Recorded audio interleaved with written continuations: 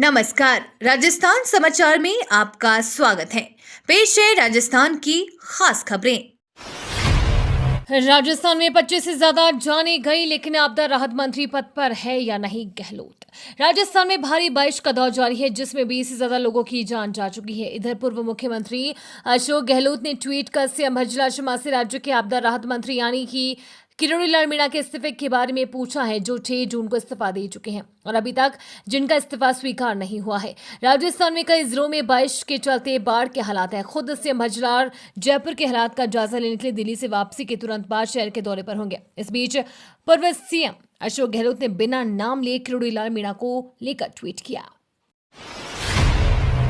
Pregnant महिलाओं के लिए खुशखबरी। राजस्थान में रक्षाबंधन से पहले सरकार ने गर्भवती महिलाओं को बड़ी सौगात दी है। अब सभी गर्भवती महिलाओं को मुफ्त सोनोग्राफी की सुविधा मिलेगी। राजस्थान के मुख्यमंत्री ने मां वाउचर योजना पूरे राज्य में लागू कर दी है। इस योजना को पहले मार्च में पायलट प्रोजेक्ट के तौर पर कुछ जिलों में शुरू किया गया था। अब पूरे राजस्थान में इसकी सुविधा उपलब्ध होगी। इस योजना से सरकारी और कुछ प्राइवेट सेंटरों पर भी मुफ्त सोनोग्राफी करवाई जा सकेगी। जानकारी के अनुसार गर्भवती महिलाओं को उनके मोबाइल नंबर पर एसएमएस के जरिए क्यूआर कोड आधारित ई वाउचर मिलेगा। उस वाउचर को देकर किसी भी सूचीबद्ध निजी सेंटर में वे निःशुल्क सोनोग्राफी करा सकेंगे। राजस्थान में बारिश से हाहाकार, 3 जिलों के लिए रेड अलर्ट जारी। राजस्थान के लिए इस साल का मानसून कई जिलों के लिए तबाही लेकर आया है। बीते दिनों से लगातार जारी भीषण बारिश के चलते कई जिलों में हाहाकार मच गया है। अब तक भारी बारिश के चलते 2 दर्जन से ज्यादा लोगों की मौत हो चुकी है। साथ ही आने वाले दिनों में भी बारिश का कहर थमने का नाम नहीं ले रहा है। राजस्थान के 3 जिलों में अति भारी बारिश की संभावना है। साथ ही 12 जिलों में तेज बारिश की संभावना जताई जा रही है। वहीं तेज बारिश के चलते राजस्थान के 5 जिलों में स्कूलों की छुट्टी के आदेश भी जारी कर दिए गए हैं। राजस्थान के मुख्यमंत्री भज्जू शर्मा भी प्रदेश के दौरे पर हैं। 10वीं पास के लिए आईटीबीपी में नौकरियां। इंडो तिब्बती बॉर्डर पुलिस में कई पदों पर भर्तियां निकली है। खास बात यह है कि इन पदों पर सिलेक्ट होने वाले उम्मीदवारों को 81,000 रुपए महीने तक की सैलरी मिलेगी। इसकी पूरी डिटेल्स चेक करने के लिए आवेदन से पहले नोटिफिकेशन देख लें। बता दें कि आवेदन प्रक्रिया कल से ही शुरू हो गई है। जो भी अभ्यर्थी आवेदन करना चाहते हैं वो आईटीबीपी की आधिकारिक वेबसाइट recruitment.itbppolice.nic.in पर जाकर आवेदन कर सकते हैं। पेपर लीक मामले में एसओजी को एससी में मिली जीत, फर्जी थानेदारों को झटका। राजस्थान में एसआई भर्ती पेपर लीक मामले में बड़ा अपडेट आया है। सुप्रीम कोर्ट के जस्टिस पीएम नरसिम्हा के नेतृत्व वाली खंडपीठ ने याचिका खारिज की। निचली अदालत को लेकर हाईकोर्ट के फैसले को किया बहाल। जिन ट्रेनी एसआई को गिरफ्तार किया था, पूरा प्रकरण सुनने के बाद सुप्रीम कोर्ट ने एसओजी के पक्ष में फैसला दिया। सुप्रीम कोर्ट ने इस मामले में अभियुक्तों की ओर से दायर विशेष अनुमति याचिका को खारिज कर दिया है। उनके जमानत की अपील को ठुकरा दिया है। सुप्रीम कोर्ट में कल जस्टिस पीएस नरसिम्हा और जस्टिस पंकज मित्तल की पीठ ने इस मामले की सुनवाई की, जिसमें राजस्थान सरकार की ओर से अतिरिक्त महाधिवक्ता शिवमंगल शर्मा ने दलील दी, जिन्हें अदालत ने सही ठहराया। राजस्थान में आधी रात 1 दर्जन हिरणों को मारा, लाशें क्षत विक्षत। राजस्थान के बाड़मेर जिले में रविवार देर रात को शिकारियों ने कथित तौर पर 1 दर्जन हिरणों को मार डाला। चौहटन की सर्किल ऑफिसर कृतिका यादव ने बताया कि वरिष्ठ वन अधिकारियों और पुलिस को सोमवार को इस घटना की जानकारी दी गई। इस मामले में एक व्यक्ति को हिरासत में लिया गया है। हिरणों के अब तक 9 शव बरामद किए गए हैं। बाकी डेड बॉडीज का अभी तक पता नहीं चल सका है। इस घटना को लेकर लोगों में भारी आक्रोश है। ग्रामीणों के अनुसार शिकारियों ने कथित तौर पर 13 हिरणों को मारा, लेकिन केवल 9 के शव ही बरामद हुए। हिरणों की हत्या के बाद पूरे इलाके में विरोध प्रदर्शन हुए और वन्य जीव संरक्षणवादियों ने इसमें शामिल लोगों के खिलाफ सख्त कार्रवाई की मांग की। स्थानीय लोगों के अनुसार हिरणों के पैर बंधे हुए थे और कुछ शव क्षत विक्षत थे।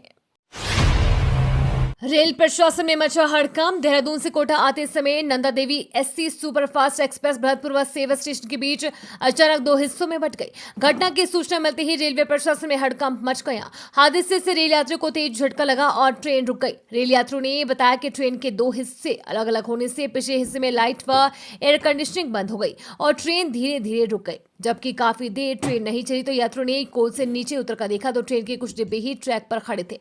रेल का इंजन व अगला हिस्सा आगे जा चुका था। इसके बाद यात्रियों को हादसे का पता लगा।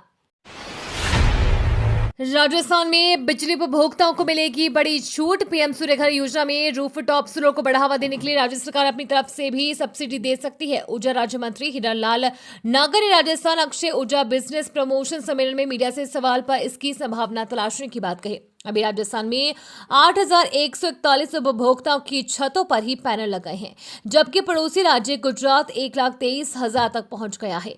उत्तर प्रदेश, जम्मू कश्मीर सहित कुछ राज्य भी सब्सिडी दे रहे हैं। योजना के तहत केंद्र अधिकतम 78,000 सब्सिडी दे रहे हैं।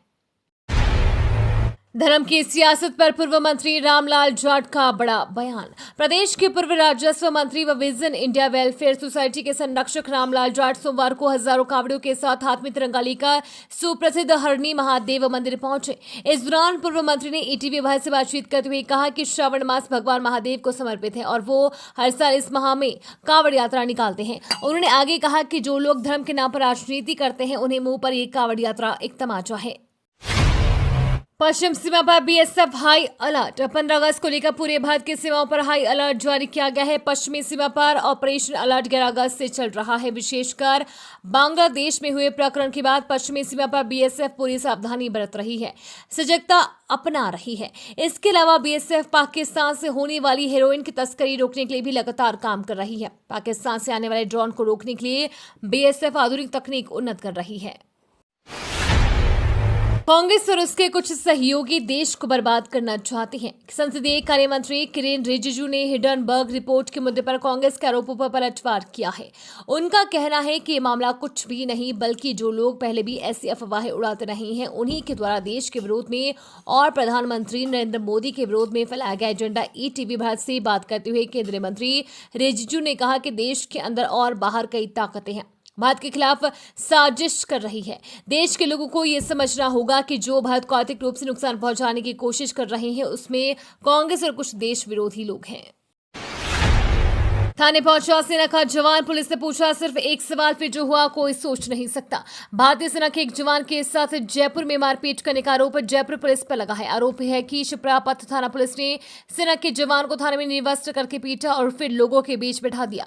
मंत्री राज्यवर्धन सिंह राठौड़ को जैसे ही मामले की जानकारी हुई वो जयपुर के शिप्रा थाने पहुंचे और उन्हें एसीपी को जमकर फटकार लगाई। पुलिसकर्मियों के खिलाफ कार्रवाई की मांग की। राठौड़ का कहना है कि दोषी लोगों पर कार्रवाई की जाएगी। बांग्लादेश की अंतरिम सरकार ने हिंदू समुदाय से मांगी माफी। हिंदुओं पर हमलों को लेकर बांग्लादेश में ढाका के सड़कों पर हजारों प्रदर्शनकारी उतरे हैं। वे सुरक्षा की मांग कर रहे हैं। इस बीच देश की अंतरिम सरकार में गृह मामलों के सलाहकार ब्रिगेडियर जनरल एम सखावत हुसैन ने हिंदू समुदाय से माफी मांगी है। उन्होंने कहा, मैं अपने अल्पसंख्यक भाइयों से माफी मांगता हूं। हम अशांति के दौर से गुजर रहे हैं। पुलिस खुद अच्छी स्थिति में नहीं है।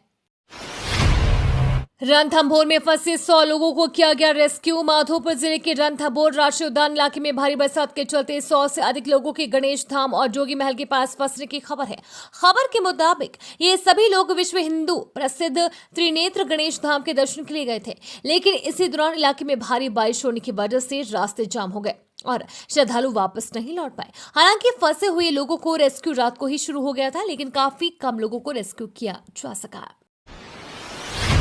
रक्षाबंधन से पहले रेलवे ने दी बड़ी खुशखबरी। राजस्थान के लोगों के लिए भारतीय रेलवे की ओर से बड़ा तोहफा दिया गया है। अब डीडवाना, नागौर, जोधपुर और चूरू जिलों के रेल यात्रियों के लिए खुशखबरी है। अब यात्रियों को गोरखपुर और अयोध्या के लिए सीधी ट्रेन मिलेगी। रेलवे की ओर से जोधपुर गोरखपुर के बीच 15 अगस्त को स्वतंत्रता दिवस के दिन साप्ताहिक स्पेशल ट्रेन का संचालन किया जा रहा है, जो कुल 7 फेरे करेगी। ये ट्रेन जोधपुर से रवाना होकर नागौर, डीडवाना और चूरू जिलों से होकर गुजरेगी।